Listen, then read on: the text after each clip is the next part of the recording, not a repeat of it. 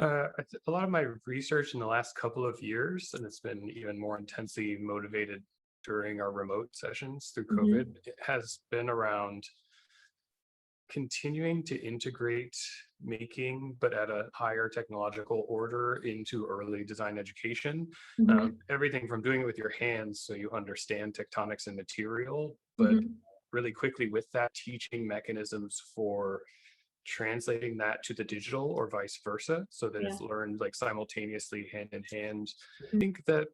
on manyfold that computational skills are essential, not that designers and architects have to be programmer proficient, but that they understand the space of it and understand how much that can control what they're producing. I think that's really important and somewhat challenging. You know, at Pratt, for one, we're an art school, but our architecture program is like a professional degree. That the students we get are somewhere in the middle of that space and don't necessarily have strong computational technical backgrounds or mathematic science backgrounds. They're a little bit more on the art side. And so it takes a lot of creative ways to introduce those skills through what they're good at, which is more visual thinking, visual spatial organization, not the kind of fully abstract side of it. So that's a lot of research we've done in development of our early first year curriculums is introducing those skills, but in ways that are more visually accessible to a broad audience of students.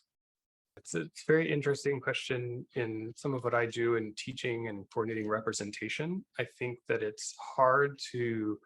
let go of some of our historical representation means and methods, and this may apply to other trajectories as well, design methods, um,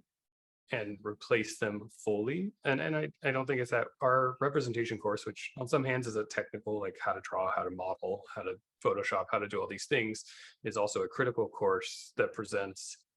lectures of the historical context in multi-world environments. So we've tried to expand it to be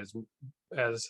not solely Western focused as possible, though architecturally that's something complicated in a formal sense. So they get exposure to the history of why these techniques and methods exist. They do a little bit of them, but then they're asked to critically challenge them um, pretty quickly, mostly through the integration of technology and new mediums, anything from video to VR, that questions where these will be going, but that the rigor of the established practices sets up a way of working and thinking that allows them to tackle these new mediums in the same level of critical research and investigation.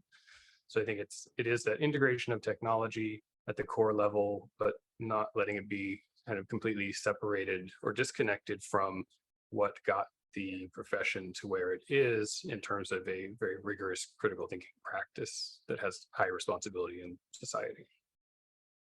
I have a couple of trajectories. One, I think I've kind of talked about a lot in terms of that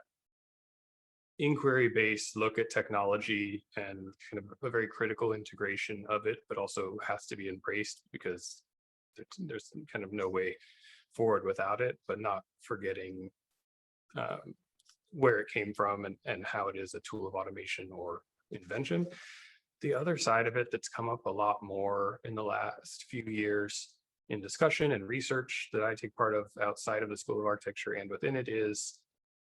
a significant change in the cultural presentation of the fields of design to new students, breaking down some of the stigmas and barriers to the kind of hyper competitive, hyper high performance, and in a sense, like very stress driven, suffering driven mode of design. And our students pick that up like somehow on day one without us wanting that, intending it at all. And they kind of internalize it and it passes down the generations. And we've been putting in a lot of focus and effort on changing that culture from one of suffering to one of, let's say, service, and understanding how what you're doing is of service to your growth and what you're doing is also of service to like the industry at whole or to humanity, depending on the scope you want to phrase it in, and developing and teaching students practices that are at play in the professional world sometimes it's brute force, but like exist out there and are being integrated more in the professional level to students early on in terms of just how they manage their time, understand organization of a practice and research, um, have more agency in what they're learning and how they're learning it, They've even gone so far as to work with like ways of ungrading or taking grading out of studio practices so that students are doing more critical self-reflection and peer assessment. And it's already like really feedback driven anyway as a profession, that it's about developing core competencies that are necessarily to operate at a professional level and maintain safety and all of that for people, but then further developing as a person and a human being and cultivating that more than cultivating, I guess, a school agenda or a historic practice of architecture. Our students are really interested in the integration of all of this as well, and they're very vocal, and we encourage it strongly. And their kind of their group force is growing in